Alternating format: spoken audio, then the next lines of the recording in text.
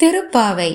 மார்கழி திங்கள் மதி நிறைந்த நன்னாளால் நீராடப் போதுவீர் போதுமினோ நேரிழையீர் சீர்மல்கும் மாய்ப்பாடி செல்வச் சிறுமீர்கள் கூர்வேல் கொடுந்தொழிலன் நந்தகோபன் குமரன் ஏறார்ந்த கண்ணி யசோதை இளஞ்சிங்கம் கார்மேனி செங்கன் கதிர்மதியம் போல் முகத்தான் நாராயணனே நமக்கே பறை தருவான் பாரோர் புகழ படிந்தேலோர் எம்பாவாய்.